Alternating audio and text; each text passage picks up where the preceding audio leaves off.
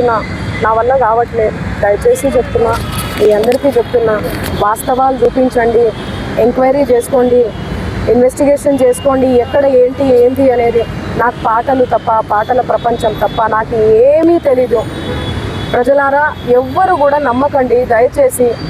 Media మిత్రులారా, మీరు పెట్టేదానికి కింద కామెంట్లు చూసి కుమిలిపోతున్నా, నా వల్ల కావట్లేదు అసలు. దయచేసి చెప్తున్నా, నేను తప్పు చేస్తే మళ్ళీ చెప్తున్నా, నన్ను ఎక్కడికైనా పిలవండి, నేను ఎక్కడికైనా రానికి సిద్ధం. ఏ పోలీస్ స్టేషన్ గడప తొక్కనికన్నా సిద్ధం, జైలుకి పోవడానికి కూడా సిద్ధం. నాకు అసలు ఆ బాధితుల్ని చూస్తుంటే ప్రాణం పోతే చాలా బాధ అనిపిస్తుంది. వాళ్ళు నా మీద అనిపిస్తున్నా కూడా మంగ్లీ అని చెప్పి, ఏమీ లేని మంగ్లీ అక్కడ, అసలు మంగ్లీకి సంబంధమే లేదు.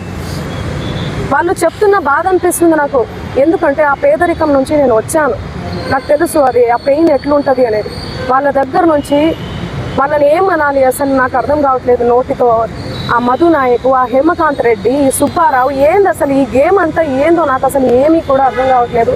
గత 30 రోజుల నుంచి నా ప్రోగ్రామ్స్, నాకు అన్నీ కూడా రికార్డింగ్స్ అన్నీ కూడా వదులుకోవడం జరుగుతుంది. నాకు అసలు దయచేసి చెప్తున్నా, చేతులు జోడించి చెప్తున్నా, నా తప్పు ఉంటే నన్ను ఏ శిక్ష విధించినా కూడా నేను పడడానికి నేను రెడీ. కానీ దయచేసి నా మీద ఏమైనా కోపం ఉంటే దయచేసి చెప్తున్నా, మీరు చూపించే దాన్ని బట్టి ప్రజలందరూ కూడా మిస్లీడ్ అవుతుంది. ప్రజలందరూ ఏమనుకుంటారు, అరే ఏంది అసలు ఏంది మంగ్లీ అని చెప్పి అనుకోరా, నమ్మరా వాళ్ళు?